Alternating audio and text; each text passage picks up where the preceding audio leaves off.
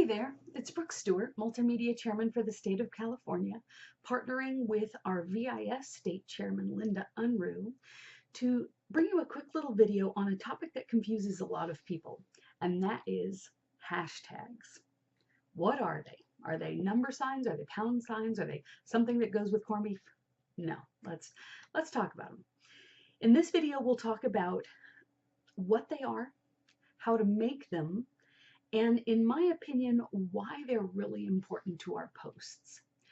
So when you look at social media, like Facebook, Twitter, Instagram, things like that, you might see these. What do they do? Well, in essence, they're an index.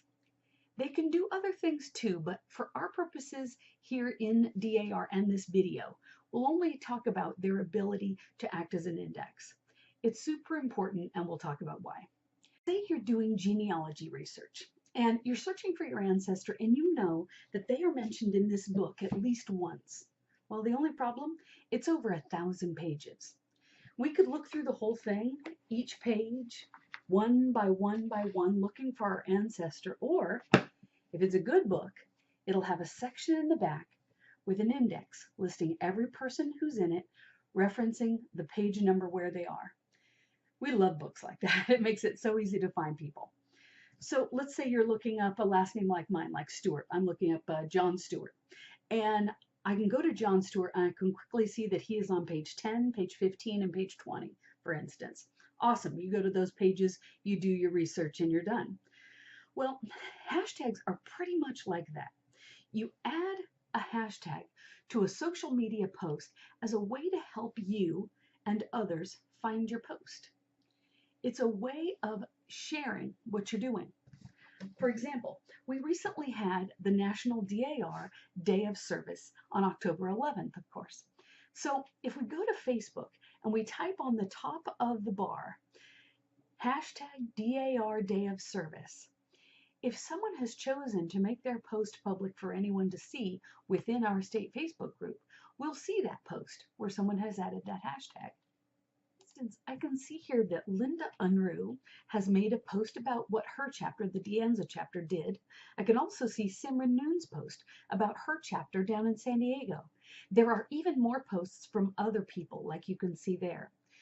One thing I use hashtags for every so often, when something big is happening, let's say there's been an earthquake and you felt it. Well, for me, I go on Twitter and I type in hashtag earthquake, and it will show me any of the posts where someone has mentioned that. And it's up to the second information. That's really interesting. One important thing to note, anyone can add any hashtag to their post because no one owns a hashtag. Anyone can create a hashtag and add it to their post. Now this may sound confusing, but that's why we want to make our hashtags consistent so that this index that we mentioned can work well.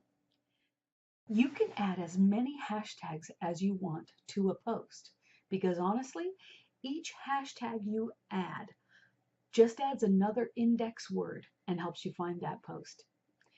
When we want to find everybody's post from the next state conference, for example, now usually our VIS chairman will tell us to use the hashtag CSSDAR and then the year. So of course CSSDAR, meaning California State Society Daughters of the American Revolution, so CSSDAR, and then the year next year is 2019, so CSSDAR 19, as you can see here. In addition, let's say you're going to a special event at state conference. For instance, the Past and Present Regents Breakfast on Friday morning. Well, that one is a particular event at state conference. So we'll be telling you at that breakfast to please tag any of your posts about that breakfast with the hashtag PPRA19. Of course, PPRA means Past and Present Regents Association, and 19, of course, is the year 2019. And then because it's still part of state conference, you'll have added that CSSDAR 19 because it's part of state conference. You could even add, honestly, hashtag DAR as a way of further indexing that post. You don't have to worry about that now, though. We'll be reminding you at state conference. So another quick note about how to write a hashtag. The moment you put a space between any of the words, it in essence is broken. So that's why you see these crazy long hashtags sometimes, and that's because all that you want to say in a hashtag needs to be in one string with no spaces. So do not add any spaces between the words. Sometimes, and I know I like to do this myself, I will capitalize the beginning of the words as a way to show each word more clearly. It makes it a little easier to read sometimes, especially with long hashtags. So you can add a hashtag at any time.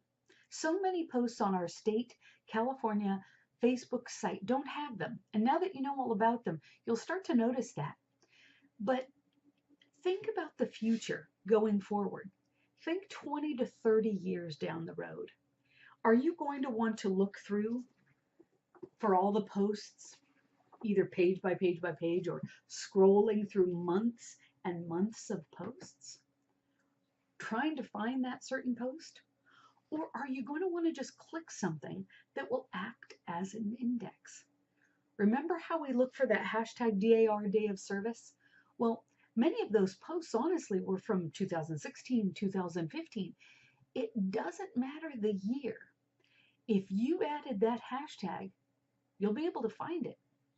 If we want to be organized about our information, we'll choose to add these. So think about this. We have the state proceedings to record reports and minutes of state conference. The state regent has her own memory book, of course, and hopefully your chapter has some sort of record of its history. But think of how much we put on social media, honestly, about our work in DAR. Wouldn't this be a great way to organize this information going forward? If your chapter creates a hashtag and everyone uses it when they post something, then it really helps organize your chapter's history. The same with your district, the same with your committee. Imagine if you are a state committee chairman, you might ask all of your committee members throughout the state to add a particular hashtag to their posts. And that way, think of it. Let's say you want to find, let's say you're the DAR Good Citizen Chair, like this year it's Lisa Rose. She could ask everybody who has their DAR Good Citizens event to add the same hashtag to their posts. Something like CSSDAR Good Citizen, or whatever it is she determines. That way, when she, as a committee chairman, wants to see all of the DAR Good Citizen events throughout the state, throughout the year, she can find them honestly very easily. This is especially good if you're like me and are not on Facebook actually all the time. We have a very active state Facebook page with lots of posts, and it can be a challenge to find the posts you're looking for. But in searching for hashtags, it in essence weeds through everything to show you only what you want. Speaking of weeds, I don't want to wade too deep into this topic here, but another thing we need to discuss is privacy. If you put a hashtag on a post in a private group, for instance, our California Daughters Facebook page, it makes the post searchable, but only to those who already have access to that page. It will not supersede the privacy settings on the page. If I search for the hashtag DAR Day of Service, for example, I will only see posts that I could have seen anyway without the hashtag. The hashtag just helps me find them faster. It's a neat way to organize the past and future of your chapter, of your district, of even the state society events going forward. It's a great way to access what we've done. There's a lot more to talk about on this subject, but those are the basics. I hope it makes sense. And if it doesn't, please feel free to contact either the VIS chairman, Linda Unruh, whose email is listed here on the screen, or you can email me as well. I'm the multimedia chairman for the state of California. You can also just watch this video 10 more times and see if that helps. Why does any of this help? Why do these hashtags help? Well, hopefully, in doing this, we can help make a difference for God, home, and country. Thank you again for watching. In DAR service with you, I'm Brooke Stewart.